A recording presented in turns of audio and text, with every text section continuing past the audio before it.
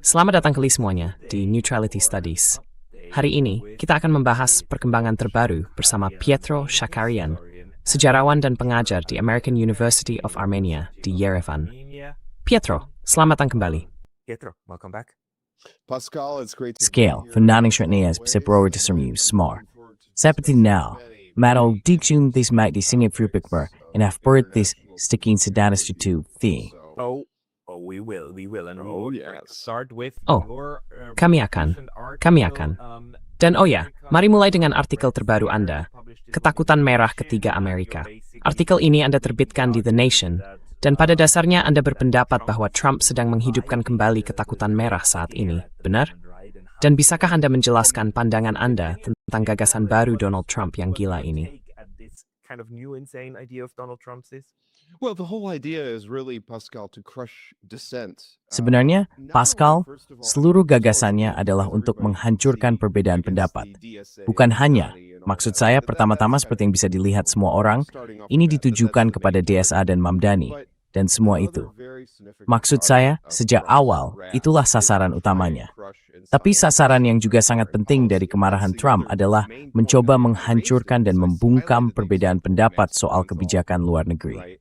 Dan itu poin utama lain yang saya angkat dalam hal ini. Saya menyoroti contoh Max Blumenthal dan bagaimana pelaporannya dari Iran, dari pemakaman Ali Khamenei, pada dasarnya membuatnya bermasalah dengan basis MAGA Trump. Maksud saya yang paling sinting dari semuanya, Laura Looney, atau maksud saya Loomer. Laura Looney, Loomer. She at the end of the day, she was writing that Max Blumenthal was like the leader. Pada akhirnya, dia menulis bahwa Max Blumenthal itu semacam komunis terkemuka di Amerika Serikat dan bahwa, Anda tahu, dia harus dibungkam, kan? Seolah-olah amandemen pertama tidak ada artinya, bahwa dia harus, Anda tahu, disuruh diam saja. Dan akibatnya, maksud saya dia punya 2 ponsel pintar yang disita. Ponsel itu ditahan oleh perlindungan perbatasan AS. Max Blumenthal bersama Liga Anti-Diskriminasi Arab pada dasarnya melawan tindakan ini. Dan dalam waktu 24 jam, ponsel-ponsel itu disembalikan. Is that Becca? It is in your besor. Sematter apa yang mereka for made a purse string. But still, there are big questions about what do they actually do with those phones? What do they Apa yang mereka, Anda tahu, lihat di dalam ponsel-ponsel itu. Apa yang mungkin mereka akses, informasi apa yang ada di sana. Jadi, ini juga isu besar, bukan hanya terkait hak-hak amandemen pertama, tetapi juga hak-hak amandemen keempat, kan? Dan efek membungkam terhadap perbedaan pendapat dalam kebijakan luar negeri ini bukan hanya terasa dalam kasus Max Blumenthal, seperti yang saya soroti, tetapi juga pada Marco Rubio. Maksud saya, apa yang dia lakukan terkait Kuba membuat laporan yang pada dasarnya mengatakan bahwa ada semacam upaya oleh Kuba untuk mendorong terorisme kiri radikal di Amerika Serikat, kan? Itulah semam sudut pandangnya. Dia bahkan mencoba mengatakan bahwa es krim Ben & Jerry's adalah organisasi subversif di Amerika Serikat.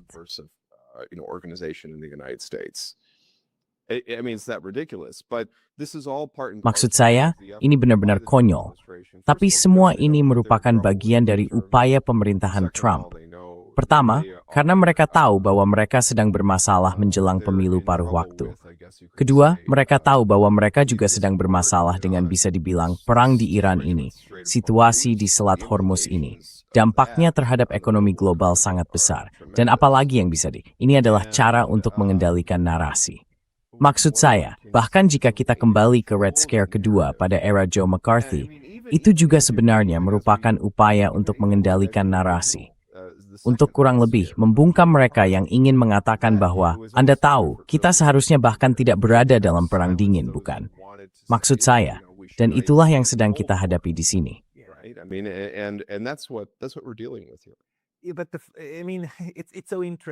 Tapi, maksud saya, ini sangat menarik. Tepat sebelum sesi ini, saya berdiskusi dengan seorang cendekiawan Malaysia, Dr. Owi. Dalam diskusi itu, pada satu titik dia berkata, untung sekarang kita punya Trump. Yang dia maksud adalah, Trump membuat semuanya jadi sangat jelas. Neokolonialisme, omong kosong dari Barat, seluruh permainan bermuka dua ini, semacam gagasan bahwa semua orang harus membayar kami kembali. Anda tahu, kami adalah penyedia terbesar barang-barang global. Jadi semua orang harus memberi kami uang karena kami begitu hebat, dan kalian begitu terbelakang. Dan dia berkata, ini justru membuat jauh lebih mudah untuk menjelaskan kepada banyak bagian dunia tentang kegilaan yang sedang terjadi di Barat. Dan ketakutan terhadap komunisme yang sedang mereka coba bangkitkan saat ini, maksud saya, itu begitu terang-terangan, begitu jelas bodoh, dan merupakan alat untuk sekadar menindas masyarakat, sehingga selalu jelas imedmahal piptil. Atau bagaimana Anda? To actually then be able to work, or what's your take? Well, my take is that this is what happens when Menurut saya, maksud saya, inilah yang terjadi ketika kekaisaran mulai runtuh. Pascal. Maksud saya, mereka mulai seperti mengamuk dan melakukan hal-hal gila yang Anda tahu membuat mereka tampak bahkan lebih tidak rasional daripada sebelumnya, kan? Maksud saya, lihat saja Trump misalnya. Setiap hari ada saja hal baru. Suatu hari dia ingin mengebom Oman. Hari berikutnya dia ingin mencaplok Selat Hormuz ke Amerika Serikat. Ini makin lama makin konyol, makin absurd, dan makin tidak masuk akal. Dan itulah maksud saya. Ini sekali lagi adalah gejala dari sebuah kekaisaran yang sedang merosot. Tapi sekali lagi, ini tidak lagi dibungkus.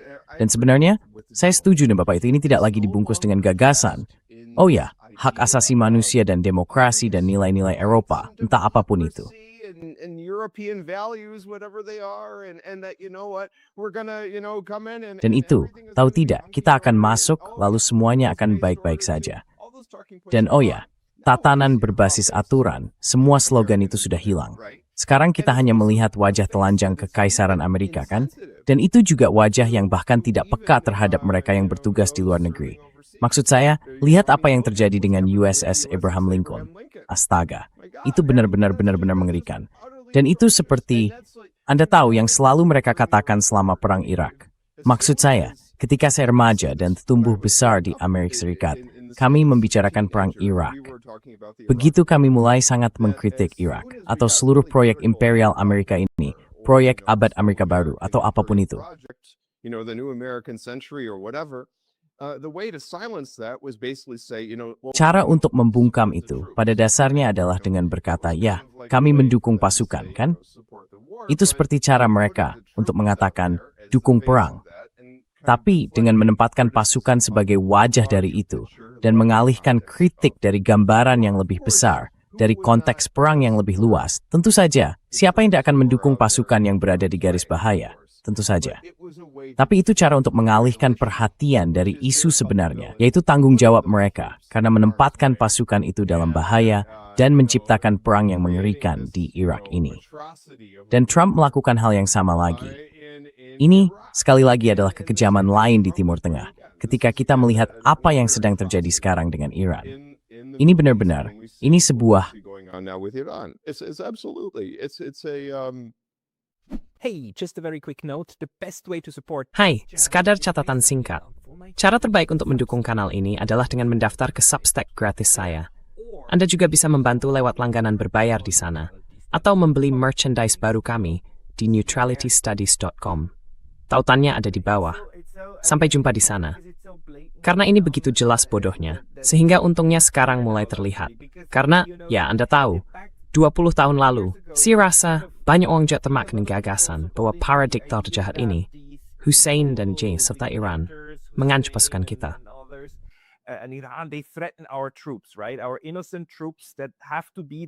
Pasukan kita yang tidak bersalah, itu harus berada di sana untuk menjadi polisi dunia, benar? Dan mereka terancam. Karena itu, kita harus melakukan sesuatu. Dan sekarang, sudah begitu terang-terangan bahwa ini adalah perang agresi terhadap Iran. Sampai semua orang bertanya, kenapa orang-orang kita ada di sana sejak awal? Saya selalu menceritakan bahwa, Anda tahu, Swiss sangat baik dalam melindungi pasukannya selama 200 tahun. Kami tak mengalami riskan persibuan tidak muhtal, atau di start selama 200 tahun. Anda sirik menurut? Kami tim pasukan sana. You know how we did that? We didn't send troops there. Absolutely. Tentu saja. Mereka punya meme yang bagus itu, kalau Anda ingat beberapa tahun lalu di internet. Isinya kurang lebih begini. Beraninya negara-negara ini menempatkan diri mereka begitu dekat dengan pangkalan-pangkalan kami. Ya, maksud saya, beraninya Irak berada begitu dekat dengan pangkalan-pangkalan kami. Ya, Bors, And that's becoming quite clear now. I mean, Itu sekarang makin jelas. Anda baru-baru ini berada di Amerika Serikat. Apakah Anda merasakan seperti apa suasana umum di sana terkait perang ini? Perang ini sejak awal memang tidak populer, kan? Sekarang dukungannya bahkan makin menurun. There was going down now. there was a post on Substack. Beberapa waktu lalu ada tulisan di Substack oleh Trita Parsi. Dia mengatakan bahwa ini adalah perang yang secara historis tidak populer. Tentu saja, dia mengutip data jajak pendapat mengenai hal itu. Dan saya bisa sepenuhnya mengonfirmasi bahwa di Amerika Serikat memang begitu. Ini adalah perang yang secara historis tidak populer. Dan Anda tahu saya berada di mana, Pascal? Saya sedang mengunjungi keluarga di Cleveland, Ohio. Jadi, saya berada di sini satu Grand yang disebut swing state, di stasiun Danau Besar, di Midwest. In the Great Lakes, in the Midwest. Dan, And I can tell you there, that it could very well Saya bisa katakan, Senat sangat mungkin beralih ke tangan Demokrat, kan? Bukan berarti, maksud saya Demokrat tentu juga punya masalah mereka sendiri. Saya tidak akan bilang mereka sempurna atau semacamnya. Tapi, Anda tahu, prospek Trump pada November tidak terlihat bagus. Itu yang bisa saya katakan. Dan bukan hanya di Ohio, tetapi juga di Michigan. Maksud saya Anda bisa lihat apa yang terjadi. Saya rasa, meskipun ada semacam kontroversi atau narasi bahwa El Sayed tidak mungkin terpilih, sebenarnya saya pikir dia bisa terpilih. Dan saya pikir ada kemungkinan yang sangat besar bahwa Michigan akan memilih Demokrat. that Michigan will go Democrat. I mean that's what we're going to see. And it's because this Maksud saya, itulah yang akan kita lihat. Dan itu karena perang ini begitu dahsyat, kan? Dan dia benar-benar, maksud saya, bisa dibilang El Sayed sangat sejalan dengan pesan partainya, tentu saja. Maksud saya, dia mungkin saya kira, salah satu politikus, tokoh politik yang lebih baik yang muncul dari Partai Demokrat dalam beberapa tahun terakhir. Dia sangat menjanjikan. Lulusan Universitas Michigan, dan saya juga lulusan dari sana. Ya, dukung Wolverines. Meskipun saya dari Ohio, situasinya rumit. Tapi Anda paham maksudnya. Saya rasa wilayah itu akan memilih Demokrat. Maksud saya. Dan tahu tidak, Trump sendiri yang harus disalahkan situ. Trump himself is to blame for that. What I also don't understand, Pascal, for the life of me. Yang juga tidak saya pahami, Pascal, sungguh, adalah bagaimana dia, ketika perlu keluar dari sebuah konflik, Anda tahu, justru langsung terjun ketika ada jalan keluar, kan? Maksud saya, dia sudah mengancam Iran sejak Februari. Ingat semua eskalasi itu, semua itu? Anda tahu orang-orang dibuat tegang menunggu. Iran memberi Trump kesepakatan yang lebih baik daripada yang mereka berikan kepada Obama dalam perundingan Oman. Trump bisa saja menerimanya, lalu pergi dan berkata, lihat, saya presiden perdamaian. Ini Marisa, yang sebuah Haji Nobel permain, Linsa. Is this Hayes Bar? Taste point din. Dia mengentu Pascal sebagai kedok kikong Iran. To attack Iran. ya, And not once, but I mean we have to. Dan bukan cuma sekali. Maksud saya kita juga harus memikirkan ini matang-matang. Sampai 3 kali, karena ada kejadian pada Juni, yang dilakukan pada Juni 2025, lalu Februari ini, dan yang paling baru dengan Moyu itu. Jadi, rekam jejaknya tidak terlihat bagus. Lalu ada 1 kali itu, mungkin Anda ingat, dan saya rasa saya bahkan pernah menyebutnya di podcast ini, ketika Pezeshkian sampai meminta maaf kepada negara-negara GCC ini. Ya, dan itu sebenarnya menjadi jalan keluar bagi Trump. Lalu apa yang Trump lakukan? Dia malah semakin keras. Dia menghina Iran. Dia menghina Pezeshkian. Dan apakah itu mengubah apapun? Tidak. Tidak. Tapi ancaman-ancamannya benar-benar mengkhawatirkan. Maksud saya, lagi-lagi, kita kembali pada saat dia berbicara tentang menghancurkan peradaban Iran. Maksud saya, apa yang ingin dia lakukan? Menggunakan senjata nuklir. Maksud saya, dia sudah tidak terkendali. I mean that's just he's unhinged. They're discussing that right now, right? Lowering the threshold. mereka sedang membahas itu sekarang, kan? Menurunkan ambang batas penggunaan pertama.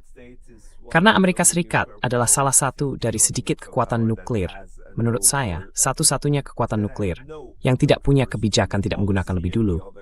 Yang lain, Rusia rasa, juga sudah meninggalkannya. Tapi setidaknya mereka dulu punya kebijakan tidak menggunakan lebih dulu. Namun sekarang, di Amerika Serikat, mereka membahas penurunan ambang batas kapan senjata itu bisa digunakan. Senjata nuklir taktis, yang sejak awal saja sudah benar-benar mengerikan. Marjorie Taylor Greene bahkan juga menulis cuitan tentang ini. Lalu yang kedua, biar saya tambahkan itu, karena Anda sudah menyebut Oman. Maksud saya, sekarang dia punya gagasan hebat bahwa kita akan mengebom Oman untuk menjangkau Iran, kan? Karena Oman hampir mencapai semacam kesepakatan dengan Iran mengenai pengelolaan Selat Hormuz. Jadi Trump seperti, oh tahu tidak, Oman, kami akan mengebom kalian. Secara resmi, dia memakai kata yang sangat keras. Mengebom mereka sampai kembali ke zaman batu. Atau semacam itu lagi. Bomb them to Stone Age or something like that again. Yeah, something like that. I mean, actually, Ya, kira-kira begitu. Maksud saya, yang sebenarnya luar biasa bagi saya adalah, sekali lagi, bagaimana ini membalik seluruh narasi tentang Timur Tengah yang konon barbar dan tidak beradab. Pertama-tama, Iran sebagai sebuah peradaban sudah ada selama ribuan tahun. Oke, itu yang pertama. Maksud saya lihat juga sastra yang kami hasilkan, kan? Kita bicara tentang Shahnameh, atau entahlah, Rubaiyat, karya Omar Khayyam, dan semua itu. Jadi untuk mengatakan hal-hal seperti yang dia katakan, dialah yang sebenarnya barbar. Itulah intinya. Maksud saya, lihat apa yang dia katakan tentang Oman, tentang Iran, tentang Palestina, tentang segala hal. Dialah yang sebenarnya barbar, bukan orang-orang di Timur Tengah. Dialah barbar itu, kan? Jadi dia seharusnya bercermin. Dia seharusnya berkonsultasi dengan cermin itu untuk memeriksa realitas. They can't do that because that would imply that they have some Mereka tidak bisa melakukan itu. Karena itu akan menyiratkan bahwa mereka punya semacam kemampuan untuk melakukan introspeksi. Maksud saya, ada sesuatu yang juga tidak beres pada diri kita. Dan terutama orang-orang seperti ini. Maksud saya, Donald Trump sebagai pribadi, dengan psikologinya sendiri, yang jelas seorang narsisis dan menderita neurosis yang sangat-sangat kuat dan sebagainya, tidak memiliki kemampuan itu. Tetapi, bahkan Amerika Serikat sebagai sebuah sistem, saya bertanya-tanya apakah sistem itu punya kapasitas tersebut. Karena Anda tahu, Uni Soviet pernah didatangi Gorbachev yang berkata, kawan-kawan, kita perlu mengubah keadaan. came in said, guys, we need to change things. Glasnost, perestroika, we are not doing Glasnost, perestroika, Anda tahu, keadaan di dalam negeri kami tidak baik. Tapi saya belum mendengar nada seperti itu dari orang-orang yang bertanggung jawab di Amerika Serikat. Tentu ada para pemikir dan sebagainya. Ada juga dunia podcast dan sebagainya yang banyak mengkritik keadaan di dalam negeri. Tapi biasanya itu bukan kritik yang mendasar. Lebih seperti, oh, kita harus sedikit lebih banyak melakukan X atau sedikit lebih banyak melakukan Y. Bukan seperti, kita harus mengubah sistem. Prihaharda abmvering bewodom, thingid dawup work, cheese that and that, thila. but No. I mean, I think that one thing I just wanted to. Maksud saya, satu hal yang ingin saya katakan adalah, Anda mengangkat poin yang sangat bagus ketika membahas perlunya reformasi, perlunya glasnost dan perestroika versi Amerika. Bukan. Banyak warga Amerika Pascal, saya katakan ini kepada Anda, berharap hal itu bisa diwujudkan oleh Obama pada tahun 2008. Namun ternyata tidak demikian. Bahkan yang kita lihat justru penggandaan kebijakan-kebijakan lama yang sama-sama gagal. Dan sebenarnya, banyak dari ini bermula sejak tahun 1991.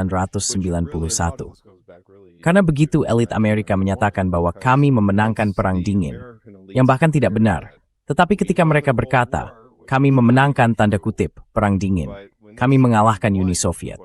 Seolah-olah mereka entah bagaimana masuk ke Rusia atau Uni Soviet, lalu memecah negara itu menjadi bagian-bagian kecil dan 15 republik merdeka, dan semua itu. And 15 independent republics and all this. Of course, that was not the case. Mr. Yeltsin, the Russian president. Tentu saja, bukan itu yang terjadi. Presiden Rusia Yeltsin justru memimpin upaya itu.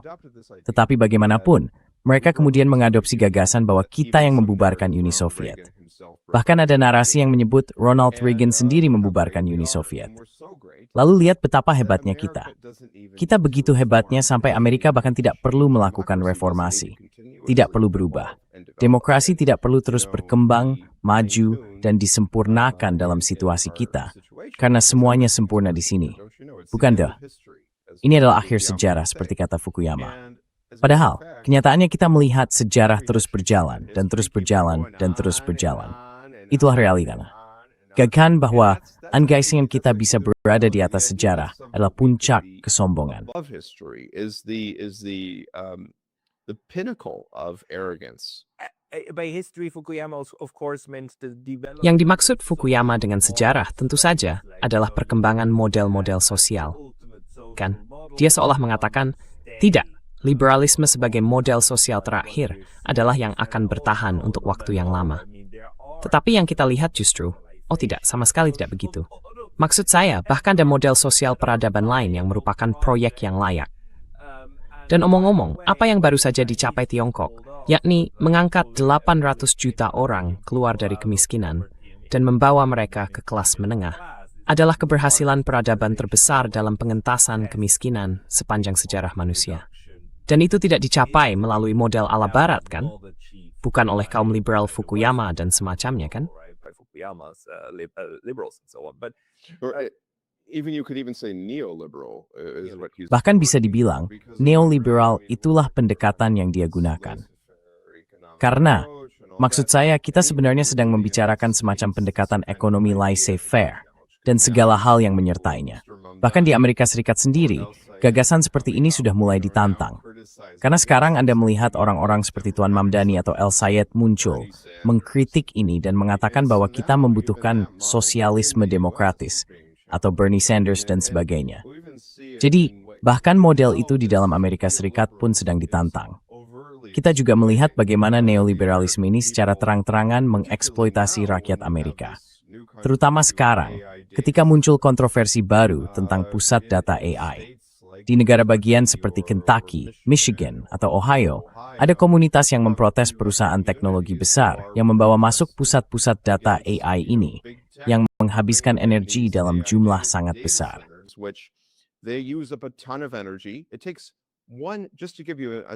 Hanya untuk memberi gambaran, Pascal, satu pesan AI kepada Anda membutuhkan 1 botol penuh air minum.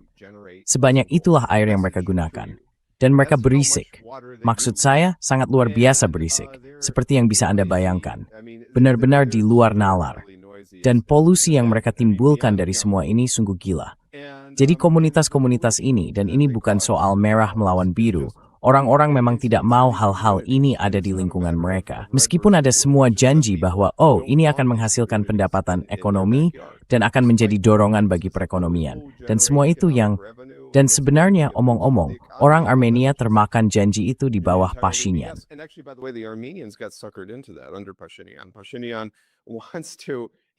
Pashinyan ingin, dia tertarik dengan gagasan membangun pusat data AI di Armenia. Tetapi itu tidak akan membawa manfaat positif bagi rakyat Armenia. Terutama karena, Anda tahu, Armenia adalah negara yang membutuhkan sumber daya air untuk pertanian, untuk menopang. Anda tahu, untuk menopang kehidupan di bagian-bagian negara yang lebih kering, khususnya seperti di lembah Ararat dan tempat-tempat semacam itu. Dan pusat data ini tidak akan membantu. Inilah sebab permschale in nol. Kan?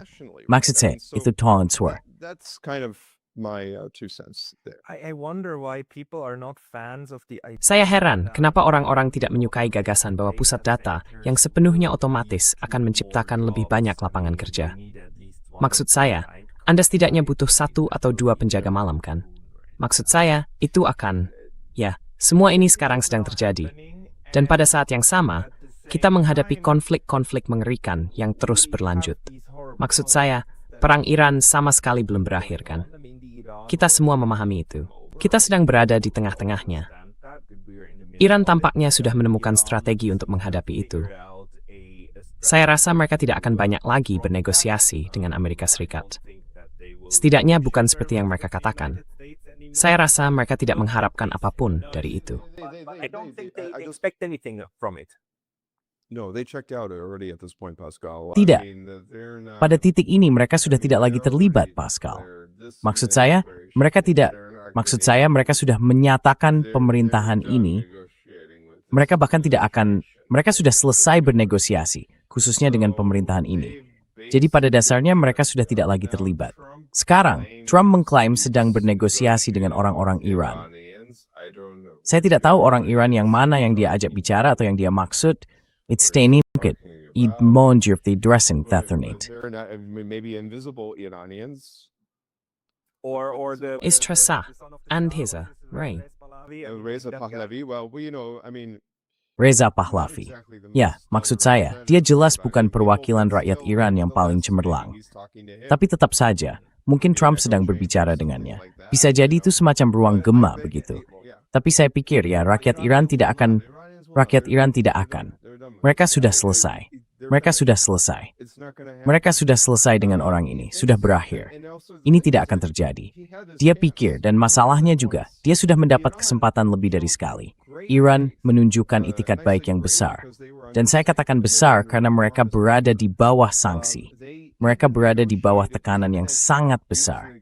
Mereka bahkan bernegosiasi, meski Trump menggunakan perundingan sebagai kedok, seperti yang saya katakan, untuk membuat mereka terlena dan merasa aman. Lalu, dia bisa mengebom mereka. Jadi saya pikir mereka tidak akan percaya lagi. Dan sangat mungkin mereka akan menyerang kapal Amerika di kawasan itu. Itulah yang sedang mengerucut. Maksud saya, mereka akan menunjukkan bahwa mereka sungguh-sungguh. Saya pikir mereka akan menunjukkan taring mereka untuk mengirim sinyal kepada Trump. Correct me if I'm wrong or if you see a different. Koreksi saya kalau saya salah, atau kalau Anda melihatnya berbeda. Tetapi menurut penafsiran saya, atas setengah tahun perang yang kita saksikan antara Iran dan Amerika Serikat, serta Iran dan Israel, sejauh ini strategi Iran adalah membangun kembali prinsip timbal balik. Seolah-olah, tidak ada target yang bisa Anda serang tanpa kami bisa membalas menyerang Anda. Dan itu menyakiti Anda sama seperti Anda menyakiti kami, kalau bukan lebih parah. Tetapi mereka berusaha menjaga tas tertentu, bukan? Mereka berusaha untuk tidak menyerang lebih dulu. Biasanya mereka menunggu diserang, lalu mereka mengejar target lain. Namun strategi itu mungkin berubah. Atau jangan-jangan pandangan saya ini hanya tidak memperhatikan beberapa Iran. Not pay attention to a couple of the Iranian attacks. No, overall, you're right on. Tidak, secara keseluruhan, Anda tepat sekali soal itu. Tapi kita lihat saja apa yang terjadi. Kesabaran Iran. Poin utama saya adalah, kesabaran Iran tidak tak terbatas. Dan mereka sudah lelah dengan cara Amerika Serikat di bawah Trump semacam mempermainkan keadaan seperti ini. Jadi kita lihat saja. Tapi hal yang paling menarik belakangan ini, Pascal, adalah NATO Islam ini, yang semacam baru ini seperti Pakta Baghdad versi 2.0. Bisa Anda ceritakan tentang Pakta Baghdad? Nah, Pakta Baghdad, agar para pendengar mendapat gambaran, pada dasarnya adalah NATO Timur Tengah. Dan Iran benar-benar terlibat di dalamnya. Irak juga terlibat, Turki juga terlibat. Dan idenya adalah semacam memperkuat pihak Barat. Dan oh ya, Anda tahu siapa lagi anggota di luar Timur Tengah? Inggris. Tapi idenya adalah untuk tahun 1960-an. So there you go. But the idea was to 1960s, 50s? Tahun 1950-an, 60-an, sampai 1979 pada revolusi di Iran. Benar. all the way up to the Islamic or the revolution in Iran, right? And really. Dan sebenarnya, Pakta Baghdad dirancang untuk memperkuat pengaruh Barat, khususnya Amerika, di Timur Tengah. Itulah inti gagasannya pada akhirnya. Pakta itu pada dasarnya seperti menciptakan NATO untuk Timur Tengah, semacam struktur NATO bagi Timur Tengah. Dan yang kita lihat sekarang adalah kebangkitannya kembali. Mengapa itu kembali muncul? Menurut saya, karena banyak spekulasi beredar mengenai hal ini di media alternatif. Ada yang mengatakan ini secara terang-terangan ditujukan terhadap Iran. Ada juga yang mengatakan ini bahkan secara terang-terangan ditujukan terhadap Israel. Karena Israel belakangan membuat pernyataan bahwa mereka bersikap kritis terhadap Turki.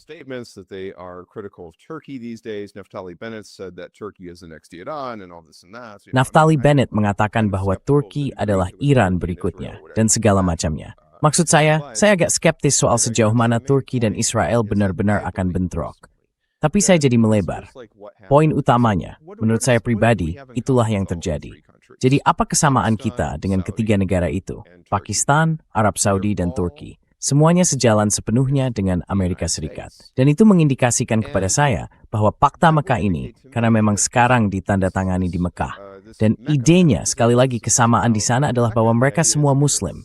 Benar? Dan itu semacam simbolisme yang besar. All Muslims, right? And that was a big kind of symbolism.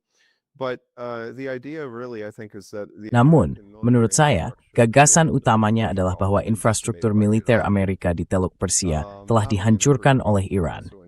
Bukan hanya di Teluk Persia, tetapi juga di Yordania. Kita juga melihat itu. Dan saya pikir intinya Amerika sebenarnya tidak bisa lagi mempertahankan kehadirannya di sini seperti yang bisa mereka lakukan sebelum Februari 2026. Jadi mereka membutuhkan mitra lain di kawasan ini untuk memikul tanggung jawab. Dan itulah yang saya lihat. Saya melihat Pakta Mekah sebagai fondasi untuk itu. Pakta itu juga berpotensi melibatkan negara-negara lain, seperti Kuwait, Qatar, Bahrain, dan sebagainya. Maksud saya berbagai negara ini mungkin juga Uni Emirat Arab. Dan itulah yang saya lihat, bahwa ini memang dilakukan. And that's what I see, that this is done. It's like kind of like how Trump Ini agak mirip dengan cara Trump kurang lebih menyerahkan perang Ukraina kepada Eropa, setidaknya secara resmi. Meski secara tidak resmi, intelijen AS masih sangat terlibat dalam mendukung Ukraina. Marco Rubio bahkan mengakui itu. Bahwa meskipun kita berusaha berperan sebagai penengah yang netral, kenyataannya kita masih mendukung salah satu pihak, yaitu Anda tahu Pak Zelensky. Dan begitulah sebenarnya saya memandangnya.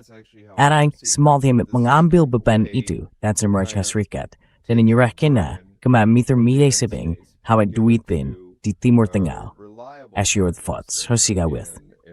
Ada begitu saya melihatnya. Asia, I should say. Yeah. So that's how I see that. But I mean, even if it is, Tapi, maksud saya, sekalipun memang begitu, tidak adanya kritik dari Amerika Serikat terhadap fakta ini, bagi saya menunjukkan bahwa ini sangat dilakukan atas kehendak, setidaknya dengan persetujuan Amerika Serikat.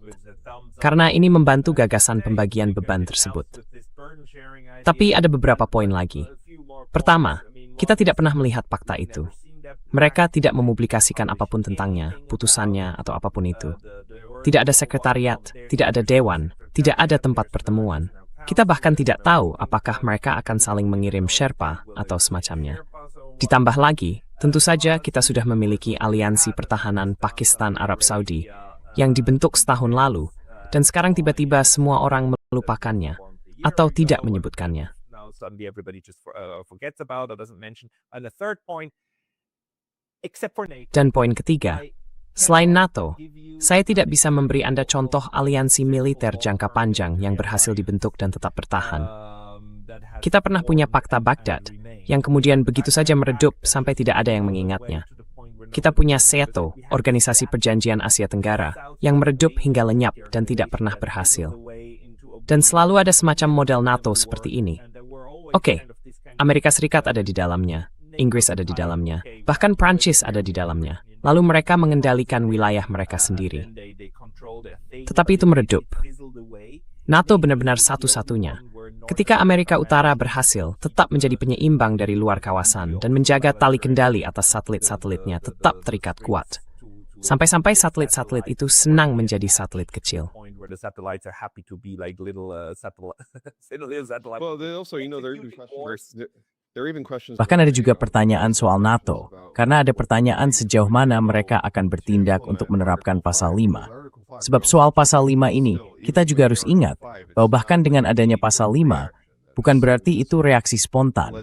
Misalnya, jika Rusia menyerang Latvia atau semacamnya, tidak otomatis Amerika Serikat langsung terjun ke perang. Mereka tetap memerlukan, setidaknya terakhir kali saya mengeceknya, setelah Trump, persetujuan Kongres sebelum berperang. Jadi bahkan pasal 5 NATO pun belum tentu merupakan jaminan mutlak. Is not necessarily an ironclad guarantee. And with this already, this Mecca Pact, we already see. Dan dengan ini saja, dengan Pakta Mekah ini kita sudah melihat bahwa itu bahkan lebih kecil lagi. Di situ pun sudah ada masalah-masalah besar. Karena ketika mereka menandatangani fakta ini, Pakistan dan Turki bersama Saudi, dan itu belum termasuk lagi fakta Pakistan-Saudi yang sebelumnya. Tapi bayangkan, setelah itu Ansar Allah masih berkonflik dengan Saudi, dan Anda tidak melihat Turki atau Pakistan mengirim pasukan ke Selat Bab al-Mandab untuk berperang demi Saudi, kata melawan rakyat Yemen. Dan mereka tak akan begini, kemasti, kenapa tahu, di Mesir, Vietnam, Yemen. We know for the Egyptians, that was their Vietnam, right?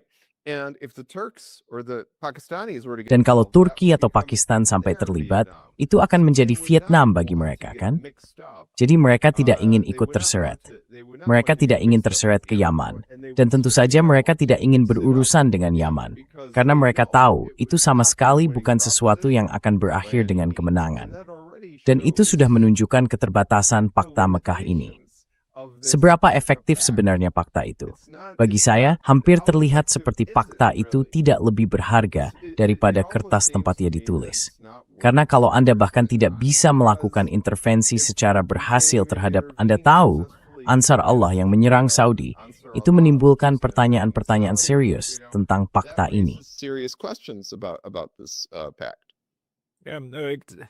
That's why I don't buy it. Itulah sebabnya saya tidak mempercayainya.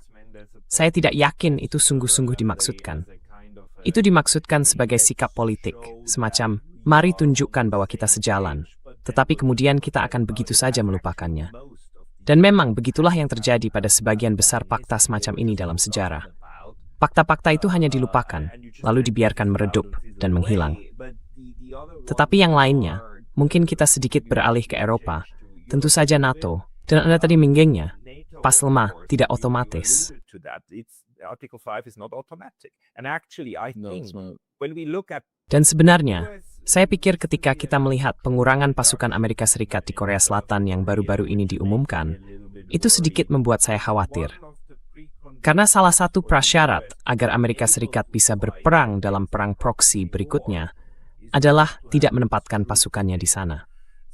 Jadi kalau Amerika Serikat mulai menarik pemicu penghalang itu, saya pikir kemungkinan perang akan datang ke Eropa, ke negara-negara Baltik, atau ke tempat lain. Kayaknya jauh lebih besar. Selama strength embrace lada disa, tapnya semri tertiits cari sekis. Yang tak hanya begitu. Tabrik Anda, bagaimana? at this point, it still seems to me that it is, but how do you see it? I think it is, but Saya pikir memang begitu, tetapi masih banyak yang harus dilihat. Menurut saya, masalahnya adalah Amerika Serikat dalam kondisinya sekarang terlalu terbebani, dan kita berpotensi menghadapi masalah ekonomi yang sangat-sangat besar, terutama setelah seluruh masalah Hormuz ini. Karena semakin lama, Pascal, Hormuz tetap ditutup. Maksud saya sudah pasti akan ada dampak karena Hormuz telah ditutup selama ini. Sebenarnya lebih dari 6 bulan, atau setidaknya tertutup bagi pelayaran barat. Bahkan jika dibuka besok, semuanya tidak akan kembali seperti pada Februari tahun ini. Itu tidak akan terjadi.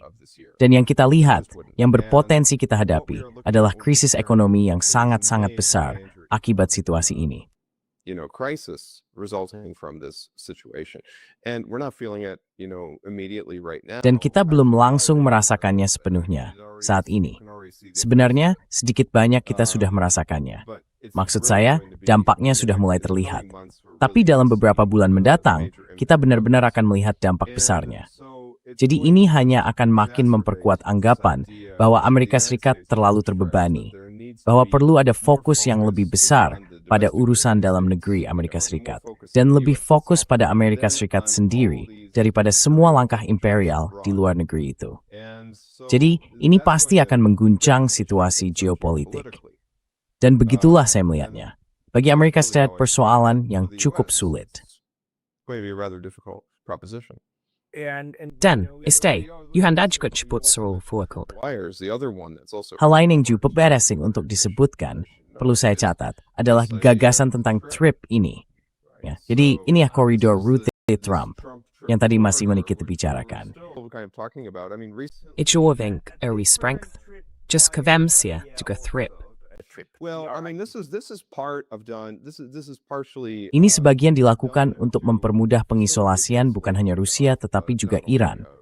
Maksud saya, itulah sebenarnya keseluruhan gagasannya. Dan ini juga dilakukan untuk semacam memfasilitasi sebuah koridor tengah, yang akan memberi akses terhadap kekayaan energi Asia Tengah, dari sudut pandang pihak-pihak seperti British Petroleum dan lainnya. Tetapi sebenarnya, arsitek dari TRIP ini baru-baru ini diungkap oleh media Armenia sebagai seorang bernama Lightstone, yang merupakan pelobi besar-besar bagi Israel di Amerika Serikat. Dan dia adalah seseorang yang maksud saya pada dasarnya benar-benar seperti perwakilan Israel. Dan menurut Dropsite News, Jeremy Scahill dan Max Blumenthal, dia sebenarnya terlibat dalam mendirikan bisa dibilang Gaza Humanitarian Foundation, kan? I guess you could say the Gaza Humanitarian Foundation, right? He was somebody who was involved really in the atrocities. Jadi, dia adalah seseorang yang memang terlibat dalam kekejaman yang sedang kita saksikan sekarang di Gaza. Jadi itu menunjukkan kaitannya. Ini bagian dari upaya bukan hanya untuk mengisolasi Iran, tetapi juga mungkin bahkan menggunakan kawasan Kaukasus sebagai landasan peluncuran menuju Iran. Kita sudah melihatnya dengan Azerbaijan, bukan? Azerbaijan sangat dekat. Rezim Aliyev sangat dekat dengan Israel. Ada banyak kontroversi soal itu, terutama dalam perang yang baru-baru ini terjadi. Bahkan juga sebelumnya, dalam perang Juni 2025. Jadi di pihak Iran ada kekhawatiran besar bahwa Pashinyan sedang berupaya bergabung dengan front anti-Iran bersama Aliyev, dengan menaruh seluruh harapannya pada koridor TRIP ini. Putting all his eggs in this TRIP corridor. And it's also important to note, again, the Armenian people... Dan penting juga untuk dicatat, sekali lagi, rakyat Armenia, ini adalah pemilu yang baru saja kita alami. Ini adalah pemilu yang sepenuhnya dicurangi. Ini bukan ekspresi bebas dari rakyat Armenia. Bukan suara tegas mereka untuk memberi pelajaran kepada Rusia atau semacam itu. Tidak. Ini adalah pemungutan suara yang dicurangi secara besar-besaran oleh pemerintah Pashinyan. Dengan restu Frau von der Leyen, semua teman kita di Uni Eropa, dan Tuan Trump, yang secara terbuka mendukung Pashinyan. Jadi seluruh situasi ini sebenarnya menempatkan rakyat Armenia dalam risiko dan bahaya yang luar biasa besar. Dan tentu saja, omong-omong, hal yang sama juga berlaku bagi Azerbaijan. Dia sangat mencintai Netanyahu, dia sangat mencintai Israel.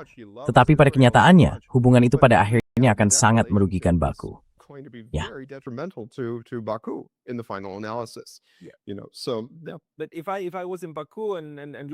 Tapi kalau saya berada di Baku dan melihat semuanya dari sudut pandang Azerbaijan, saya akan bilang ya tidak, ini tidak masalah, karena mereka masih punya Turki, kan?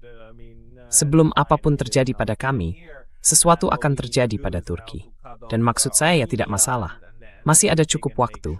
Dan yang perlu kita lakukan sekarang adalah memutus Armenia dan segala macamnya, lalu memastikan bahwa kita menghubungkan wilayah-wilayah kita dan sebagainya. Satu bangsa di dua negara. Dan gagasan bahwa TRIP itu sebenarnya, Anda tahu, memutus jalur antara Rusia dan Iran, menurut saya cukup keliru.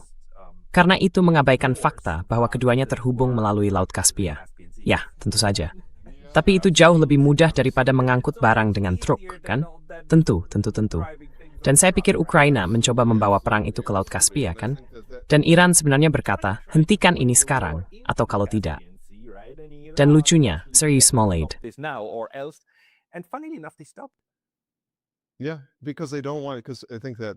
Ya, karena mereka tidak mau, karena saya pikir mungkin Washington menganggap ini mungkin sudah keterlaluan.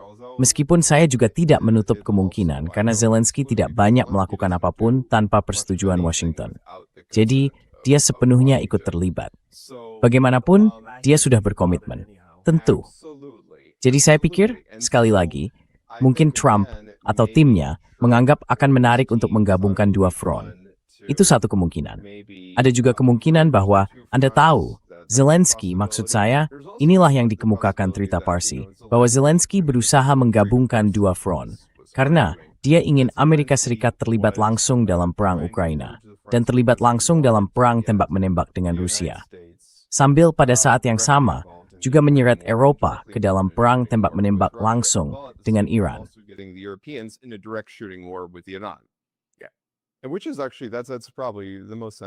Itu sebenarnya mungkin penjelasan yang paling masuk akal. Tapi sekali lagi, kita juga harus memikirkan ini. Zelensky sangat jarang melakukan sesuatu tanpa persetujuan dari Washington DC. Maksud saya rasa mereka memahami bahwa menggabungkan perang itu secara begitu terang-terangan membawa jauh lebih banyak risiko daripada manfaat. Katakan saja begitu. Jadi serangan Ukraina terhadap kapal Iran di Laut Kaspia itu, si may spet sim at stat wastas, bereik bermesiu en hersuiu, klidith the say, how stauer. Blowing up too much. Ya, jadi kita tidak bisa benar-benar tahu di mana keputusan untuk tidak melanjutkan ini diambil.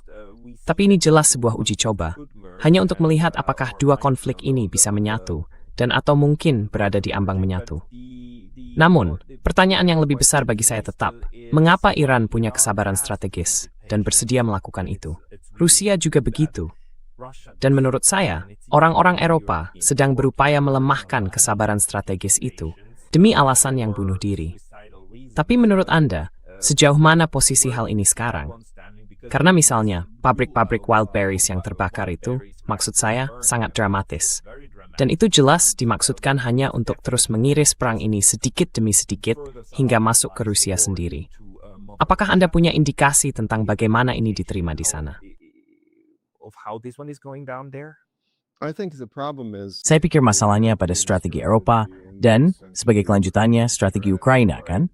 Melakukan sesuatu seperti menyerang fasilitas penyimpanan wild berries. Yang dilakukan ini, Anda tahu, menciptakan semacam what this does warehouse, excuse me. What this does is it creates some flashy headlines and Anda some, tahu, ada tajuk berita yang mencolok, juga sejumlah adegan yang sangat rumit dan dramatis, seperti yang tepat Anda soroti. Tapi, apakah itu benar-benar mengubah situasi keseluruhan di lapangan? Apakah itu mengubah situasi di garis depan terkait medan pertempuran? Sekarang, apa yang kita lihat? Kita melihat Odessa di Laut Hitam. Kota itu kini, Anda tahu, sedang diblokade. Dan apa artinya itu, Pascal? Itu membuat Ukraina, secara de facto, menjadi negara yang terkurung daratan. Bisa jadi ini akan berlanjut. Maksud saya, seiring keadaan memburuk, seiring Ukraina semakin kelelahan, situasinya bisa sampai pada titik ketika Rusia benar-benar menguasai Odessa. Dan itu bahkan belum menghitung fakta bahwa Rusia terus bergerak maju ke arah, maksud saya mereka baru-baru ini merebut Konstantinovka. Dan selain itu, terus bergerak ke arah Kramatorsk dan Slavyansk.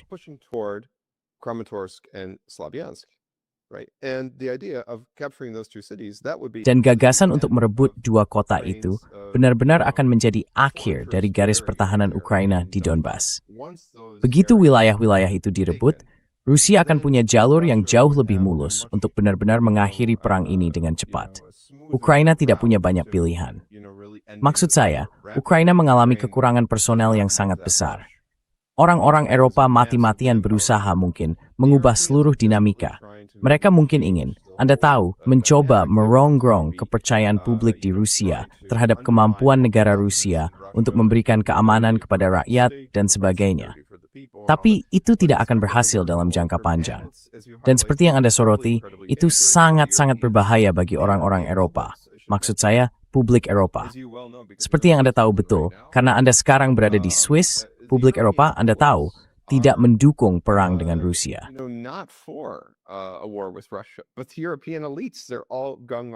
Tetapi para elit Eropa, mereka semua sangat mendukung itu.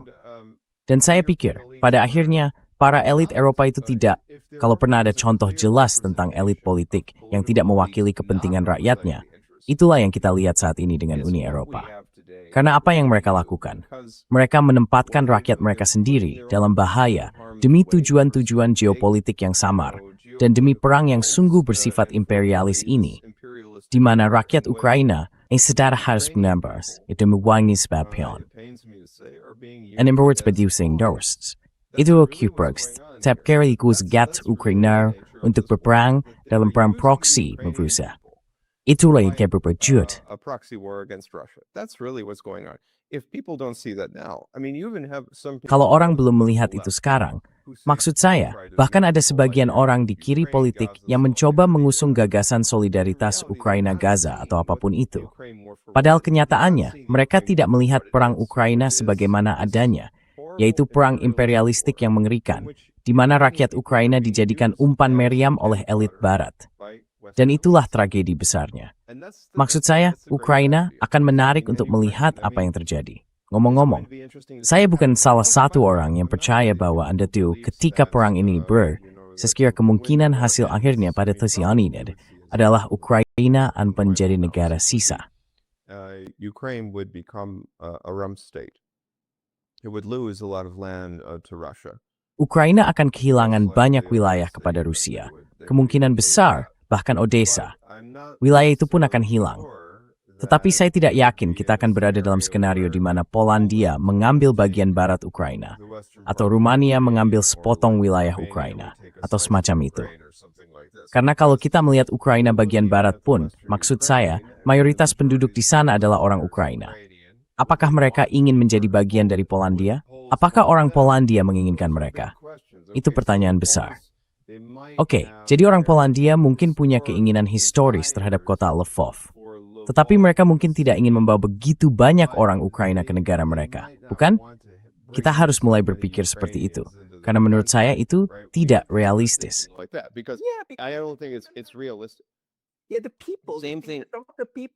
Ya, orang-orang di sana yang saat ini diagungkan bukanlah tipe orang yang secara resmi sangat disukai oleh orang Polandia.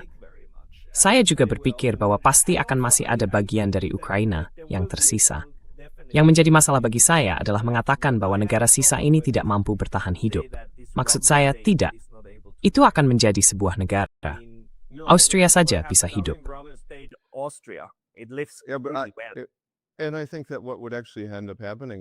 Dan saya rasa yang pada akhirnya benar-benar akan terjadi adalah negara sisa. Maksud saya, banyak orang di barat mungkin tidak suka mendengar ini, tetapi itu akan menjadi negara sisa. Dan pada akhirnya, kemungkinan besar negara itu akan mencari pengaturan sendiri yang independen dengan Rusia.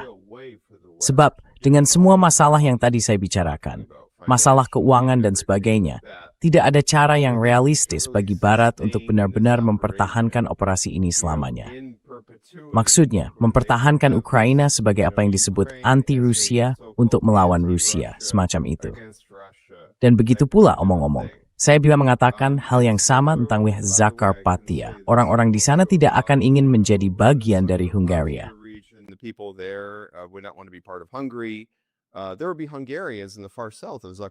Akan ada orang-orang Hungaria di wilayah paling selatan Zakarpattia yang tentu ingin menjadi bagian dari Hungaria.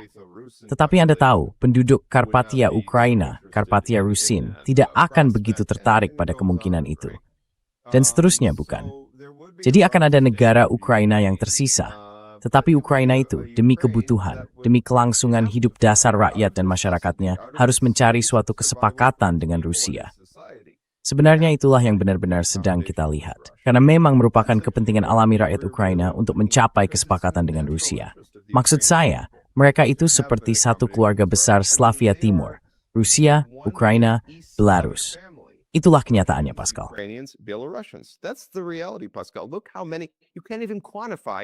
Lihat saja, begitu banyak. Bahkan tidak bisa dihitung berapa banyak perkawinan campuran antara orang Rusia dan Ukraina. Mereka sedemikian terjalin satu sama lain. Pada masa Soviet, bahkan itu tidak dianggap sebagai perkawinan campuran antara orang Rusia dan Ukraina, kan? Lihat Mikhail Gorbachev. Dia berdarah sebagian Rusia, sebagian Ukraina. Istrinya Raisa sepenuhnya berdarah Ukraina. Khrushchev lahir di Ukraina. Dia orang Rusia, tetapi istrinya orang Ukraina. Dan itu terus berlanjut. Terus berlanjut. Solzhenitsyn. Maksud saya, Yuri Shevchuk dari band rock Rusia DDT juga berdarah Ukraina. Ada begitu banyak keterkaitan di sana. Anda tidak bisa memisahkannya begitu saja dengan mudah. Saya tidak tahu, mungkin Brzezinski berpikir kita bisa memfasilitasi perceraian yang bersih karena Anda tahu hubungan dan ikatan Rusia-Ukraina itu begitu. Anda tahu, jelas.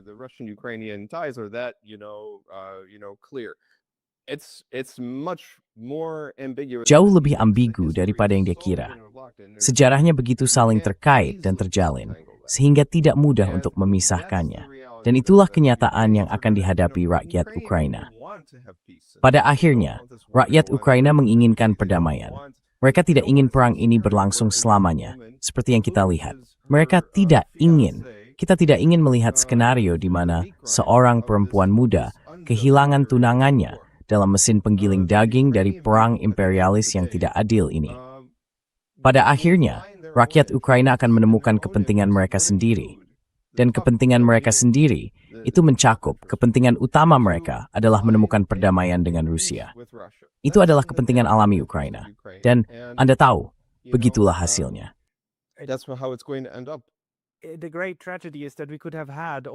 Tragedi besarnya adalah kita sebenarnya bisa memiliki semua itu dengan Ukraina tetap utuh.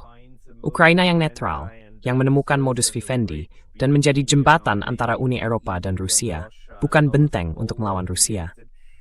Dan pada akhirnya, kita akan mendapatkan sesuatu seperti itu di negara kecil yang tersisa itu.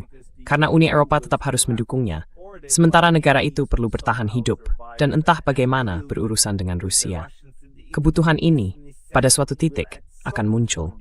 Dan pada akhirnya, menurut prediksi saya, keadaannya akan sangat-sangat mirip dengan Georgia. Akan ada semacam modus vivendi, tanpa pernah mencintai Rusia, tanpa pernah mengatakan bahwa merekalah teman kita, tetapi sekadar menemukan cara untuk berinteraksi dan menghadapinya.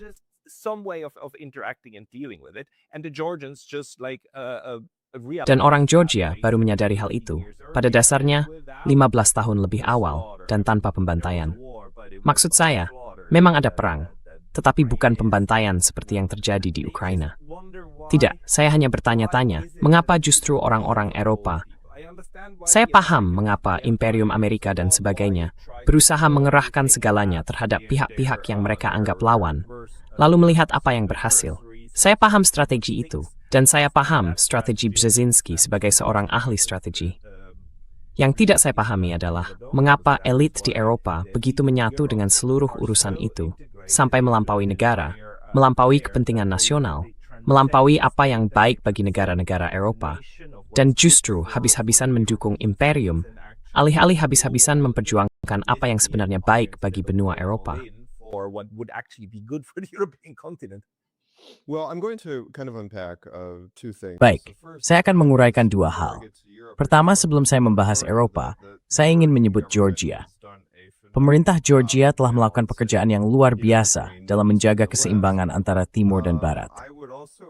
Saya juga ingin menambahkan bahwa pemilu tahun 2012 yang dimenangkan oleh Partai Impian Georgia dan menyingkirkan Saakashvili itu merupakan kemenangan luar biasa bagi rakyat Georgia.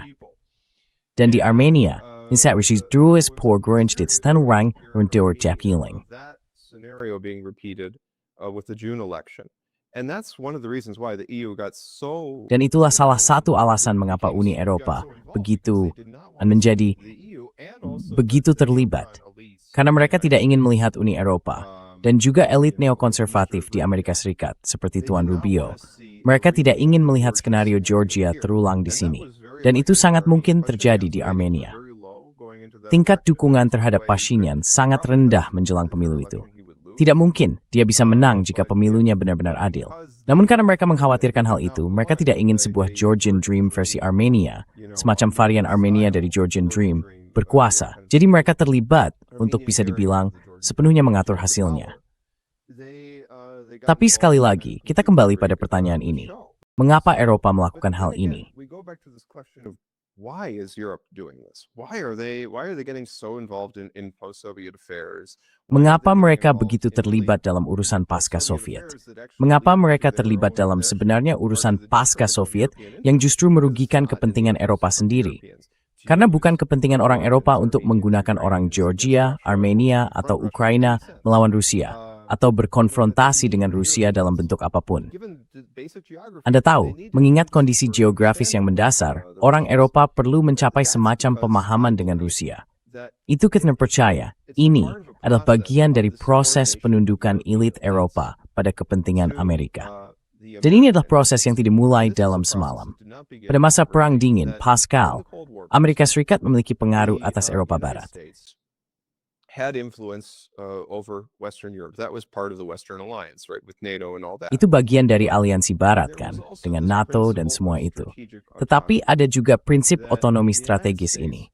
Amerika Serikat, demi membantu memperkuat citra bahwa di Barat yang kapitalis kita punya lebih banyak kebebasan, dan seterusnya, seharusnya membiarkan sekutu-sekutu Eropa Barat kita menjalankan kebijakan luar negeri mereka sendiri yang independen. Misalnya, kalau Tuan de Gaulle tidak ingin mengintegrasikan pasukannya dengan NATO, kalau dia ingin menempuh jalannya sendiri, ya dia seharusnya melakukan itu. Dan model itu sangat dihormati secara internasional. Setidaknya dari segi citra, itu sangat berbeda dengan Uni Soviet yang terlibat langsung di Hungaria atau di Cekoslowakia. Itu membuat Barat terlihat baik.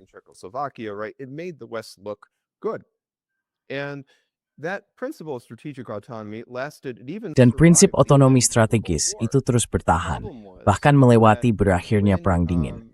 Masalahnya, ketika otonomi strategis itu mulai berbenturan dengan kepentingan neokonservatif tentang abad Amerika yang baru, dan segala hal semacam itu, maka muncul pemahaman bahwa kita perlu sepenuhnya menundukkan Eropa pada kepentingan kita. Dan titik balik utama yang saya sebutkan sebelumnya dalam program ini terjadi saat Perang Irak, ketika Tuan Chirac dan Tuan Schroeder dengan sangat terbuka menentang perang itu. Pada saat itu, para pemikir Beltway, para pemikir neokonservatif di Amerika Serikat mulai melihat Eropa, sekutu mereka selama Perang Dingin, sebagai calon lawan, sebagai potensi tantangan, sebagai potensi kutub baru dalam tatanan internasional, bahwa mungkin Eropa bisa menjadi alternatif bagi Amerika Serikat.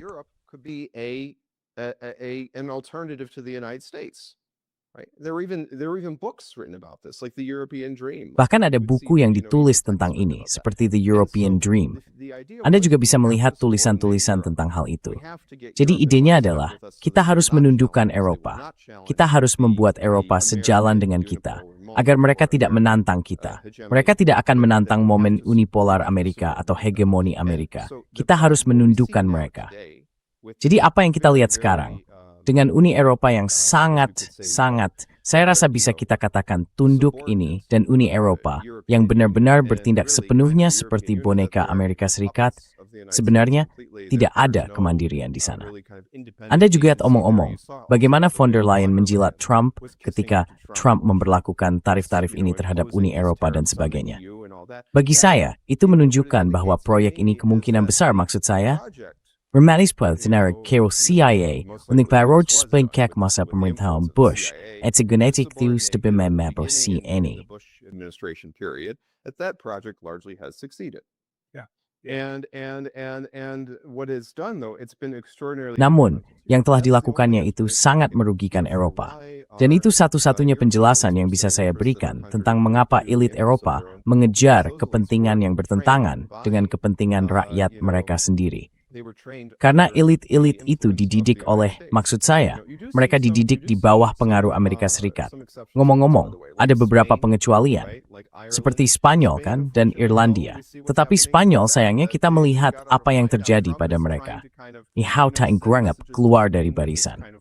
Sekarang, Trump mentinsomudswar berkesimem pesan kepada Spanyol meliputi invasi imigran yang diorkestrasi ke kutip Enclave Spanyol, Toto.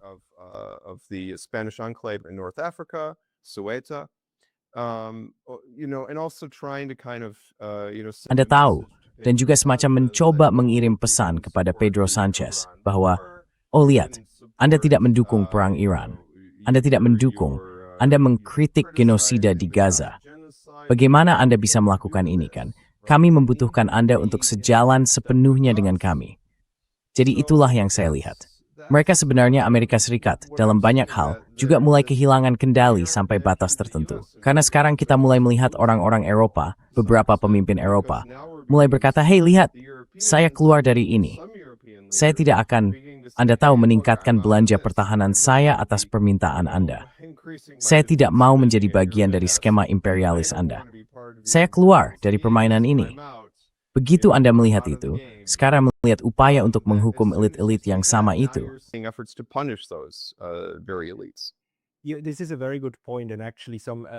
Ini poin yang sangat bagus, dan sebenarnya ini salah satu cara untuk melihatnya. Anda tahu, pada dasarnya Amerika Serikat dan NATO kalah di Vietnam. Mereka kalah di Timur Tengah, di Asia Barat. Mereka kalah melawan Rusia. Satu-satunya perang yang mereka menangkan, dan yang sampai sekarang masih memberi mereka rampasan, tentu saja, adalah mereka mengalahkan Eropa. Eropa Timur dan Eropa Barat, mereka kalahkan sepenuhnya. Dan mereka masih mempertahankan ini. Sepatu bot itu masih minjak, dan orang-orang di bawah sepatu bot itu masih menjasi sepatu bot tersebut. Sejauh itulah keadaannya.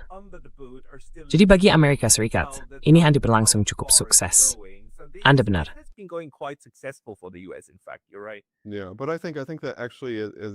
Ya, tapi saya rasa sebenarnya akan ada, maksud saya, terutama dengan semua masalah ekonomi yang akan muncul, khususnya terkait Hormuz, akan ada pertanggungjawaban atas hal ini dalam waktu dekat.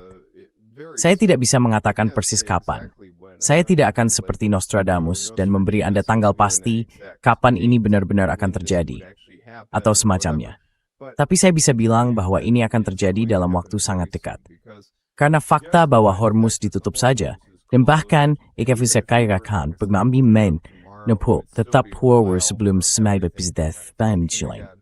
True, peskim hak mentah asam digunakan untuk menghasilkan diesel dan menimba pesmola. Diesel and the airplane fuel, the jet fuel. It's a big Bahan bakar jet. Itu masalah besar. Itu isu besar.